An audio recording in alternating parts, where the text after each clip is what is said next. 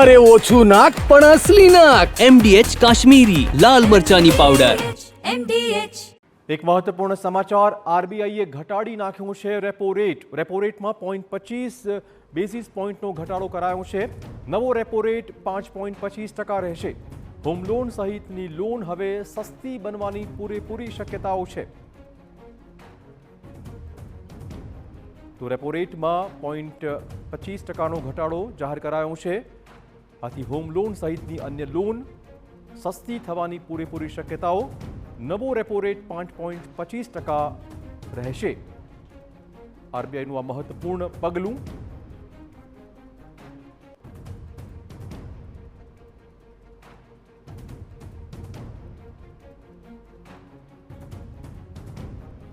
તો આરબીઆઈ મહત્વપૂર્ણ પગલું ભરતા રેપો રેટ 0.25% ઘટાડી કાઢ્યો છે. આનાથી મોંઘવારીમાં થોડો કંટ્રોલ આવી શકે છે. હોમ લોન જેવી અન્ય કેટલીક લોન પણ સસ્તી બની શકે તેમ છે. રેપો રેટમાં 0.25%નો ઘટાડો. રેપો રેટ હવે નવો 5.25% રહેશે. ઘણા લાંબા સમયથી અપેક્ષા હતી ભારતીય માર્કેટને. તે દિશાનું આ પગલું. રેપો રેટમાં 0.25%નો ઘટાડો આરબીઆઈએ કરતા જ અનેક રાહત ચોક્કસ મળશે.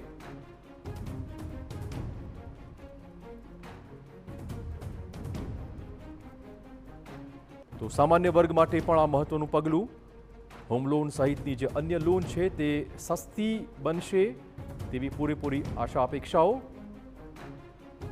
આરબીઆઈનું મોટું પગલું સામે આવ્યું છે.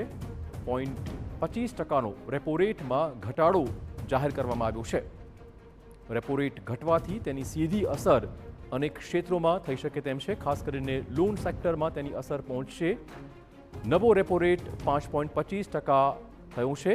વધુ વાત કરવા જોડાશે માર્કેટ એક્સપર્ટ પરેશ ગોરધનદાસ. પરેશભાઈ, આપનું સ્વાગત TV9 પર.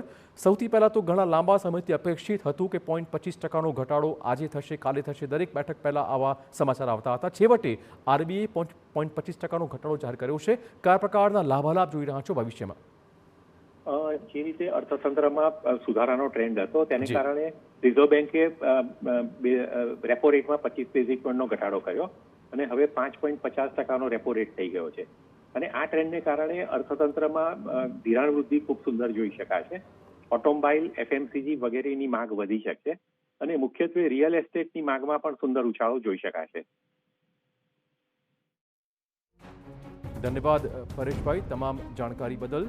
તો ચોક્કસ અપેક્ષિત હતું એ પ્રમાણે જ 0.25%નો ઘટાડો આરબીઆઈએ જાહેર કર્યો છે.